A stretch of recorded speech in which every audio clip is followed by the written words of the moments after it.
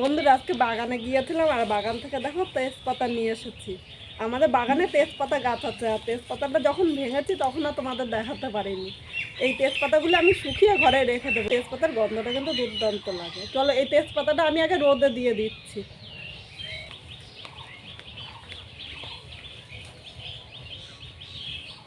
এবার গিয়ে আমি ডিম নিয়ে আসি। মুরগির খোপে আজকে ডিম পাড়া হয়নি, আর যদি ডিম পারে তাহলে তোমাদের সাথে এই রেসিপিটা শেয়ার করব। তাহলে চলো ডিমটা নিয়ে আসি, দেখি কয়টা মুরগি ডিম পেড়েছে। এই খোপের মধ্যে ডিম নেই, এই নিচে একটা ডিম পেয়েছি দেখো। আজকে মনে হয় ডিম পারেনি। আর দেখি এদিকে আছে নাকি। ওইদিকে ডিম পাড়তে বসেছে মুরগি।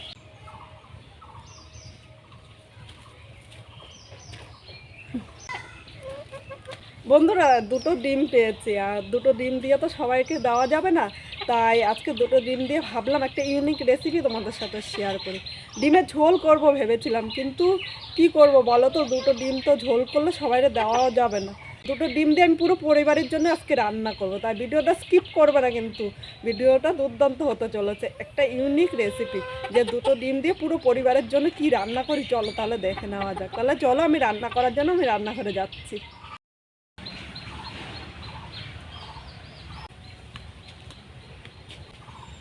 বন্ধুরা তোমরা আমায় অনেকে কমেন্ট করে বলেছো দিদিভাই তোমার রান্নাঘরটা ঠিক করো। আসলে কি বলো তো, রান্নাঘরে আমাদের সবার তো একই জায়গায় রান্না করে, তাই একটু অসুবিধা হয়। আর তোমরা যদি পাশে থাকো খুব তাড়াতাড়ি আমি রান্নাঘরটা ঠিক করে নেবো।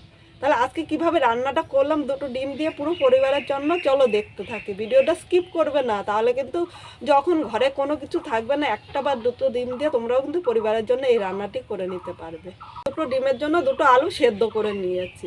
আর দুটো ডিম হলে দুটো আলুই কিন্তু নেবে, এর বেশি আলু নিলে কিন্তু একদম ভালো লাগবে না। তাহলে চলো এগুলি দিয়ে আমি কিভাবে রান্নাটা করছি তাহলে সেটাই আমি তোমাদের সাথে দেখাচ্ছি।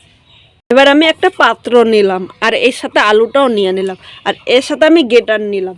আমি আলুটা গেট করে নেবো। আলুটা সেদ্ধ আলু, তাও আমি গেট করে নিচ্ছি। এখানে কিন্তু আলুটা পুরো সেদ্ধ করে নিই। আর হাত দিয়ে যদি এখন আমি ম্যাশ করে নিতাম তাহলে আলুটা একটুখানি শক্ত শক্ত, তাই আলুটা কিন্তু ভালো ম্যাশ করা যেত না। তার জন্য এভাবে আমি গেটার দিয়ে গেট করে নিয়েছি। আর গেটার দিয়ে গেট করে নিলে আলুটা কিন্তু একদম শক্ত থাকবে না, আর পুরো মিহি আলুটা গেট হয়ে যাবে। এভাবে আমি সব আলুটা প্রথমে গেট করে নিচ্ছি। আজকে আমার এই ভিডিওটা যদি নতুন কোনো বন্ধু দেখতে আসো, অবশ্যই আমার ভিডিওটা যদি ভালো লাগে তাহলে একটা লাইক দিয়ে সাবস্ক্রাইব করে আমার পাশে থাকো, যাতে নতুন নতুন ভিডিওগুলো আপলোড করলে সবার আগে নোটিফিকেশন আপনার কাছে পৌঁছিয়ে যায়। বন্ধুরা এখানে আলুটা আমার গেট করে নিয়েছি, আর এইভাবে গেট করে নিলে আলুটা দেখা একদম কিন্তু মিহি হয়েছে। এর মধ্যে যে শক্ত শক্ত আলুটা হাত দিয়ে ম্যাশ করলে দানা দানা থাকতো, সেটা কিন্তু আর থাকবে না। এবার আলুটা এইভাবে চারিপাশে আমি বাটিতে ছড়িয়ে নিলাম। আর এই কাজটি কিন্তু তোমরা আলুটা গরম গরম করতে যাবে না, আলুটা সেদ্ধ করার পর একটু ঠান্ডা করে নেবে। এবার আমি যে ডিমটা এনেছিলাম ডিমটা আমি ফাটিয়ে নেব।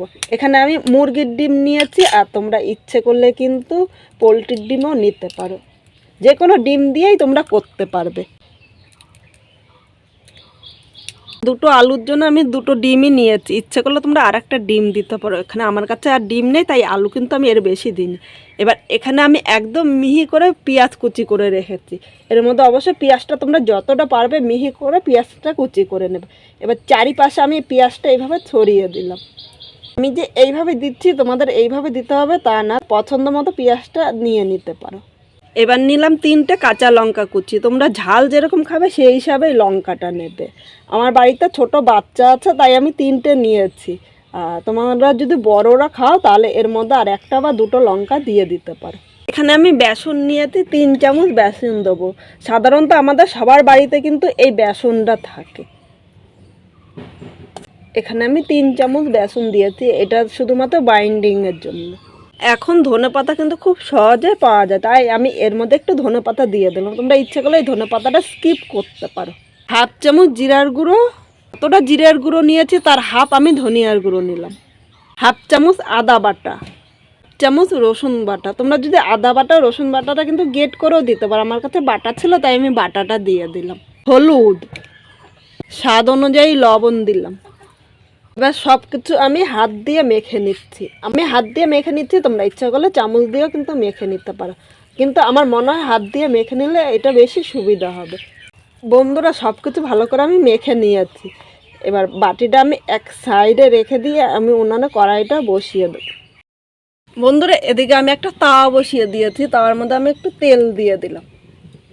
তোমাদের কাছে যদি ননস্টিকের কড়াই থাকে তাহলে কড়াইও কিন্তু দিয়ে দিতে পারো। আমার কাছে ননস্টিকের কড়াই নেই, তাই আমি তাওয়াটা বসিয়ে দিয়েছি। এবার তেলটা পুরো তাওয়াতে একটু ছড়িয়ে দিলাম। তাওয়াটা দিয়ে একটুখানি গরম করে নেবে, নাহলে ডিমটা যখন আমি দেবো তাহলে তাওয়ার নিচে দিয়ে লেগে যেতে পারে। তেলটা ভালো করে গরম করে নিয়েছি। এবার এখানে যে আমি ডিমটা মেখে রেখেছিলাম এর উপরে দিয়ে দিলাম,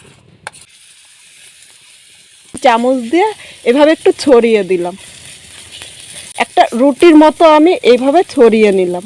এর থেকে বেশি পাতলা কিন্তু আমি করব না। এবার এইভাবে মিডিয়াম আগুন আমি 3 মিনিট ঢাকা দিয়ে রাখবো। এর থেকে বেশি কিন্তু ঢাকা দিতে হবে না। ঢাকা দিলে ডিমটা কিন্তু উপর নিচ সুন্দরভাবে হয়ে যাবে। বন্ধুরা 3 মিনিট রেখে দিয়েছিলাম, দেখো ডিমটা কিন্তু উপর দিয়ে অনেকটা ফুলে উঠেছে আর নিচে দিয়ে কিন্তু ভাজা হয়ে গিয়েছে। এই সময় খুব সাবধানে উল্টাতে হবে। বন্ধুরা ডিমটা উল্টিয়ে নিয়েছি আর খুব সাবধানে এই কাজটি করতে হবে। এবার এই সাইড দিয়ে আমি 1 চামচ আবার সর্ষের তেল দিয়ে দিলাম, তাহলে আমার উপর নিচ 2 পিঠই কিন্তু খুব সুন্দরভাবে ভাজা হয়ে যাবে। এখন আমি ঢাকা দিয়ে মিডিয়াম আগুনে 3 মিনিট রেখে দেবো। আর খুব জোরে কিন্তু আগুন দেওয়া যাবে না, তাহলে ডিমটা নিচে দিয়ে পুরা লেগে যাবে, আর পুরা লেগে গেলে কিন্তু একদম খেতে ভালো লাগবে না।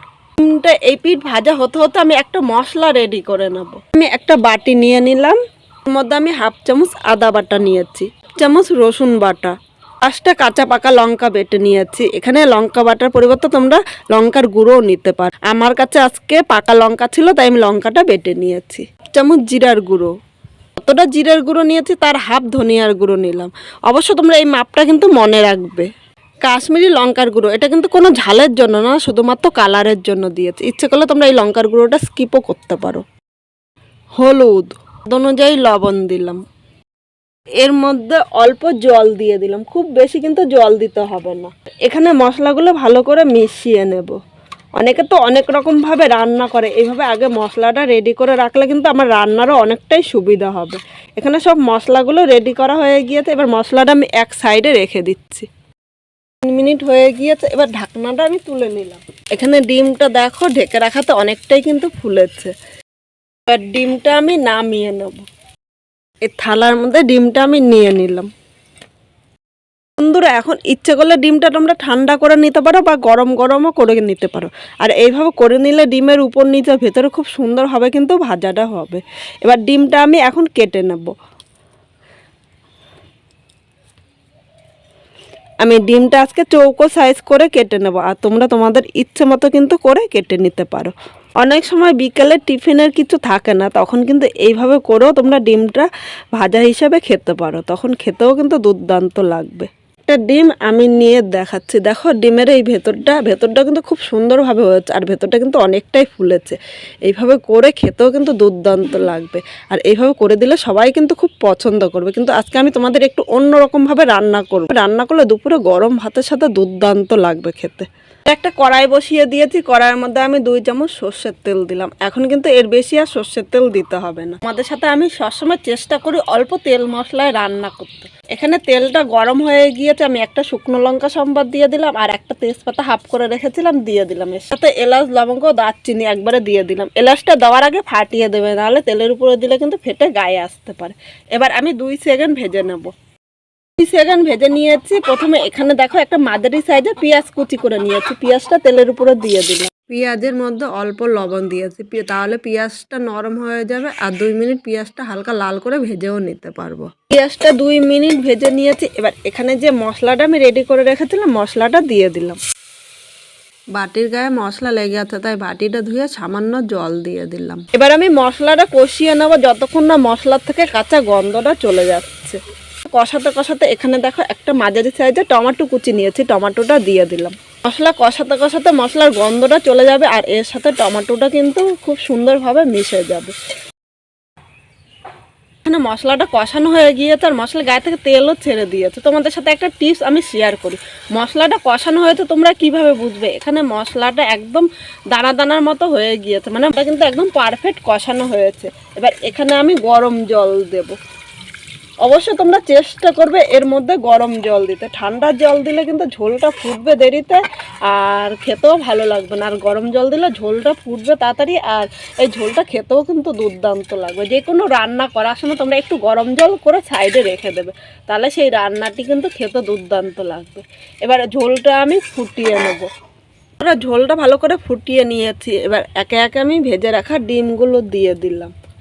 এখান থেকে কিছুটা ডিম আমি রেখে দিলাম, এটা আমি আজকে ডাল করেছি, ডালের সাথে খাবো। তোমরা ডালের সাথে বা বিকেলবেলা টিফিনেও কিন্তু খেতে পারো, এটা কিন্তু এমনি খেতেও দুর্দান্ত লাগবে।